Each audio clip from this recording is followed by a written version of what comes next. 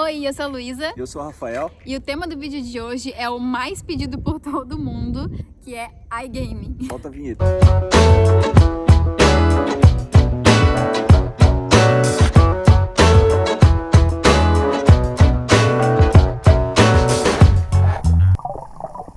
Primeiramente, se inscreve no canal e dá um like no aí, vídeo, gente. por favor, ajuda a gente aí.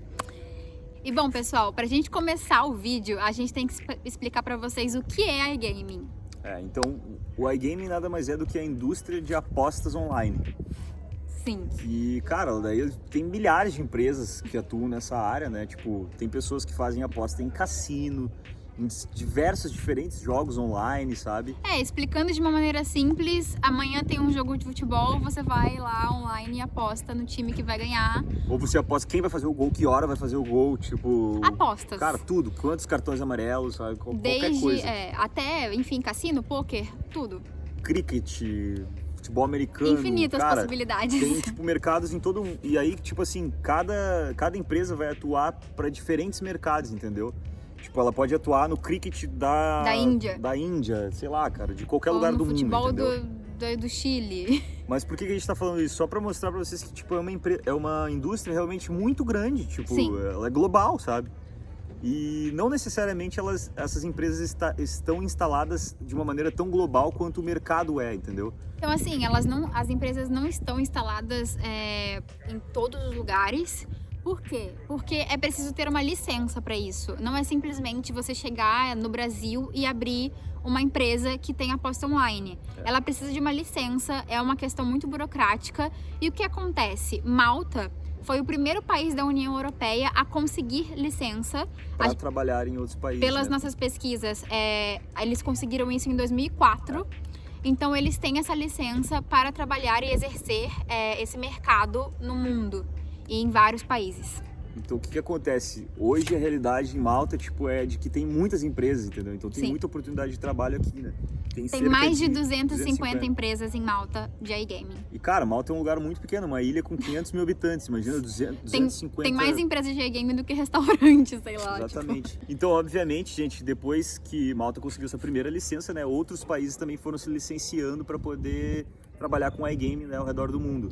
Então, assim, não é só Malta. Vocês também podem encontrar o mercado do iGaming nos Estados Unidos, no Reino Unido, na Bulgária, na Ucrânia, na Grécia, na África do Sul, nas Filipinas, na Índia, enfim. Hoje em dia, tipo, você pode encontrar esse mercado ao redor do mundo inteiro, praticamente, né? Mas aparentemente, nenhum desses países tem tanto licenciamento para poder trabalhar em diferentes mercados como Malta tem, né? O que a gente quer dizer com isso? Malta tem permissão, por exemplo, para exercer o escritório daqui, ele pode exercer esse mercado no Brasil. Ou exercer na Índia, ou exercer, enfim, sabe? Enquanto que outros países já têm uma legislação mais restrita, que, por exemplo, se você trabalha eu vou dar um exemplo, tá? No Reino Unido, talvez a licença do Reino Unido seja só para exercer no Reino Unido, entendeu? Então, Malta é o lugar onde mais tem licenças para exercer em outros países. Bom, gente, como a proposta desse vídeo aqui é ser voltado para um público que quer migrar agora para o iGaming, né, que está começando nessa área, né? Você não sabe nada, você está começando do zero. A gente vai referenciar aqui a profissão do Customer Support, que é o atendimento ao consumidor, né? Que é uma porta de entrada aí desse mundo. Mas, claro, se você é uma pessoa que já tem um nível de inglês muito bom e tem alguma especialização, tipo TI, finanças, enfim, direito, alguma especialização, você pode também entrar para outra área, uma área já mais voltada para o que você já faz. Uma área mais especializada, né? Porque essas empresas são muito grandes, então, tipo, elas vão ter diferentes departamentos que vão trabalhar em todas as áreas, né? Mas caso você não tenha, ou caso você queira começar do zero em uma nova área, o Customer Support é a área feita para você. Então a gente usou como base aí para explicar a área do Customer Support, né, as próprias perguntas que a gente vem recebendo com relação a isso. E a primeira seria, no caso, o que é o Customer Support? E, cara, o Customer Support nada mais é do que o atendimento ao consumidor. Assim como, tipo, você tem algum problema de algum produto que você comprou no Brasil, tipo, você vai ligar para a empresa, ela vai cair nesse departamento de atendimento ao consumidor, tipo, normalmente para lidar com reclamações, né? E ele é feito não só por ligação, mas também com chat ou com e-mail. E aí você vai trabalhar nisso, tipo, atendendo o cliente, dando suporte pra ele da dúvida dele, auxiliando ele. Os problemas que ele tem lá, tipo, na aposta dele, ou na retirada do dinheiro, sabe? Tentei tirar o meu dinheiro e não consegui, o que eu faço? Aí você vai auxiliar o cara, entendeu? Qual é o problema que tá acontecendo que o meu depósito não entrou, entendeu? Sim. Coisas do tipo. E a outra pergunta que a gente recebe muito é difícil de entrar? E, cara, tipo assim, nada na vida é fácil, né? Sim. Mas uma grande vantagem que a gente leva, tipo, para entrar nessa área do Customer Support é de que eles, tipo assim, eles atendem o mercado brasileiro. Então, eles Sim. precisam de pessoas que falam português brasileiro. Eles... Então, Assim, cara, muita gente vai falar, no Brasil a gente fala português, mas eles chamam aqui de Brazilian Portuguese, porque é diferente do português europeu. Então, isso é mais comum, né, no espanhol. Tipo, o espanhol é muito segregado, assim, tipo, ou você Sim. fala o espanhol da América do Sul, ou você fala o espanhol da Espanha. Ou do México. Exatamente. Eles separam, assim, o espanhol. O português, assim, tem gente que fala português, que eles chamam de português europeu, ou Brazilian Portuguese, e trabalha no outro mercado, mas normalmente eles separam também. E eles tendem a preferir o português do brasileiro porque ele abrange um mercado maior, entendeu? Porque tem muito mais gente. Então essa é uma grande vantagem competitiva da gente que facilita a nossa entrada nesse mundo, né? Sim. E aí as pessoas perguntam também, mas tem que falar inglês? Cara, você tem que falar inglês porque você trabalha em uma empresa internacional. Então, assim, você vai estar na bancada do Brazilian Portuguese, mas a bancada do lado é alemão. E a da frente é francês. Então, assim, você vai ter que ter um inglês para você conviver com a empresa. Pra você lidar com os problemas diários da empresa, pra você internos. entender. Luísa, por que você não tá batendo a meta? Tipo, coisas do tipo mas assim.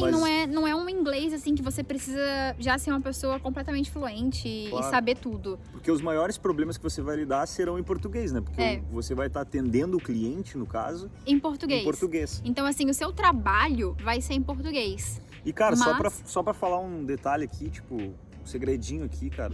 Uma coisa que a gente percebeu em Malta é que o nível de inglês ele é bem mais baixo. Tipo assim, não se assusta com o inglês aqui, você não vai encontrar nenhum bicho-papão. Sim. Assim, a pessoa do seu lado que você vai tá tendo que falar em português com ela sabe tão pouco quanto você, Vai sabe? tendo que falar inglês, né, Porque a língua dela é alemão, entendeu? E a da frente a língua é outra. Ela também, tipo, vai estar falando a segunda língua dela. Então todo mundo tá ali na sua segunda língua. Sim. Então tá tudo bem você falar errado, você não saber, você não entender, você... É óbvio que você precisa se esforçar, né? E também não pode ser o basicão total, né, cara? Você tipo, tem que The ser Books on the Table, aquele. Tem que ser uma coisa, tipo, tem já que ser pouquinho mais desenrolada. Um pouquinho intermediário pra cima, entendeu?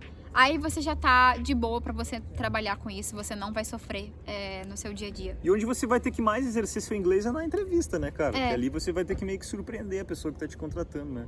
Mas é aquela coisa, se preparar bem pras respostas e tal. E falando em entrevista, cara, a entrevista... Ela é uma entrevista muito simples, normalmente eles perguntam muito mais da sua vida, tipo... quem é você? O que você tá fazendo aqui? Tipo, por que você se mudou pra Malta? Ou por que você quer vir pra Malta? Umas coisas meio assim, tipo, conte sobre você.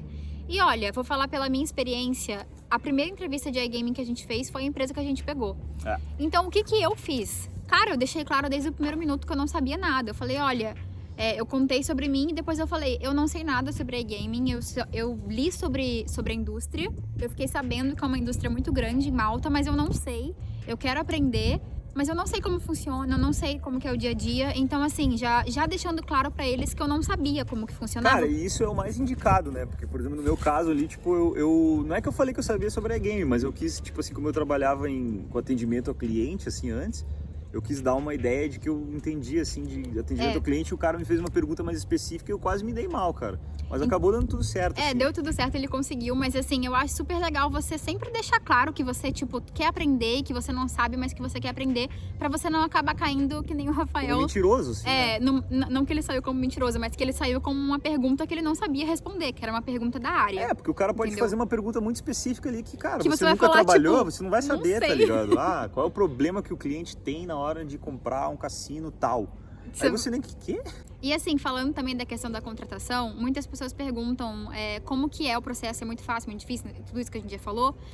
Isso vai depender muito também da demanda. Por exemplo, um belo dia o cara precisa contratar 20 pessoas. Aí ele vai botar todo mundo. Ele vai botar dentro, todo mundo, entendeu? Tipo, ele vai pegar fazer o cara que fala um inglês um pouquinho pior, o cara que não tem um currículo bom.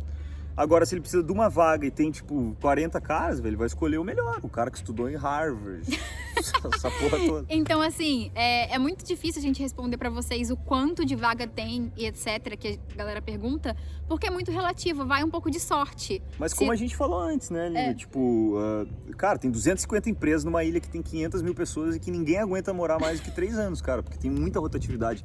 Então, essas empresas, elas estão acostumadas, tipo, em girar muito, tipo, o staff delas, sabe? Então, cara, você vai aparecer uma oportunidade pra você, é só continuar, sabe? Isso. Então, assim, cara, você pode não ser o sortudo de hoje que fez a entrevista pra uma vaga, mas a semana que vem vão ter 10, entendeu? Outra pergunta que acontece bastante, tipo, como que são os shifts, né? O que são os shifts, na verdade, pra você que tá no Brasil? Shift é sua carga de trabalho, tipo, do dia, entendeu? Por exemplo, hoje eu vou trabalhar 8 horas, porque a nossa lei no Brasil, tipo, ela vai prever que você vai trabalhar 8 horas diária todo dia, né? Aqui já, tipo, normalmente essas empresas elas trabalham em shifts. Aí no caso vai ser assim, tipo, você vai ter também a sua carga horária semanal, mas os shifts vão ser variados durante a semana, entendeu? Mas o shift também é chamado pra sua semana. Eu vou te mandar aí o seu shift da semana, entendeu? É simplesmente a sua rotação, o seu schedule. Horário, é o seu horário. Assim, vai ter empresa que vai te contratar por horário fixo e vai ter empresa que vai te contratar por shift. A maioria das empresas vão te contratar por shift, porque é o mais comum. E assim, como que funciona? Depende. Na entrevista, você vai saber se você vai fazer day shift ou night shift. Eles vão te comunicar isso na entrevista. Você vai receber salário diferente por causa disso. Ninguém vai simplesmente te entrevistar para um shift às 8 da manhã e vai te colocar para trabalhar 3 da manhã. Eles vão te comunicar isso antes. E ele é... Cara, no iGaming a gente vê que é rotacional, tipo, depende do mercado que você está atendendo. A gente atende Ásia, então o nosso horário, ele é muito voltado para o horário comercial da Ásia. Então, às vezes, a gente trabalha 4 da manhã, que são 10 da manhã na Ásia. Então, não tem como a gente falar para vocês, o horário é esse, porque se você estiver em Malta atendendo o Brasil, você vai estar trabalhando no horário comercial do Brasil. Mas entendeu? o mais importante aqui para você entender é que, tipo assim, os horários vão variar também. Sim. Tipo, não vai ser toda semana o mesmo horário. Tipo, hoje vão você vai trocar. trabalhar das 8 às 4, amanhã você vai trabalhar das 4 à meia-noite. Mas você provavelmente vai ser avisado aí semanalmente, ou dependendo da organização da empresa. Você vai ser comunicado e você também vai ter o direito de falar pra pessoa, tipo, hoje não posso, sei lá. Eu não posso fazer esse horário amanhã. Enfim, é uma coisa bem justa. Ninguém vai te obrigar a fazer o que você não pode fazer. Então, uma outra questão também seria, tipo, se a pessoa obrigatoriamente tem que ter cidadania europeia para trabalhar nesse mundo, né? E, na verdade, não. Entra na mesma coisa que a gente falou. Se tiver 20 vagas hoje, o cara não vai contratar só pessoas com cidadania europeia. Ele vai contratar o que tiver no mercado. Ele vai né? contratar o que ele te conseguir naquele momento. Então, assim, se você tem cidadania europeia, obviamente... vai ser um pouco mais fácil pra você, não tem como a gente negar. Né? O cara vai te dar preferência. Vai te dar preferência, mas se você não tem cidadania europeia, você pode conseguir um work permit sim, na área do iGaming. Não é impossível, não é uma coisa tipo, nossa, ninguém consegue, as pessoas conseguem. E também vai depender do quanto a pessoa vai gostar de você. Às vezes ela gosta de você, tem uma pessoa com cidadania e uma sem, mas ela gostou muito de você, do seu perfil. Ela vai apostar em você, entendeu? Ela vai apostar em você, entendeu? E a última pergunta é, aonde acharam esse emprego? Cara, tem vários grupos no Facebook aí que são só dessa área, tipo Malta iGaming Jobs. Cara, se você botar isso no Facebook, você vai achar 10 grupos. Outra opção que você tem, tipo, é o LinkedIn, né, de todo dia, que tem muita vaga, né? E a outra própria opção é você ir no site da empresa. Você procura lá no Google empresas de iGaming Malta. Vai aparecer milhões. E aí você entra no site da empresa e procura, tipo, a área de vagas. Tipo, trabalhe conosco, sabe? Trabalhe conosco, enfim. E aí você vai ter lá uma parte que, tipo, normalmente você vai ter que mandar o seu CV, né? Que é o currículo aqui na Europa. E a cover letter. E a cover letter, né, que é você, tipo, contando uma historinha um pouquinho ali, sobre tipo, você, assim, como se você fizesse um e-mail falando sobre você. Bom, é isso aí, galera. Se vocês têm dúvida aí com relação ao iGame, deixa nos comentários aí que a gente vai ficar feliz em responder. Exatamente. Se inscreve no canal e deixa um like pra vídeo. gente, que é importante. E até a próxima, gente. Até a próxima. Beijo. Falou.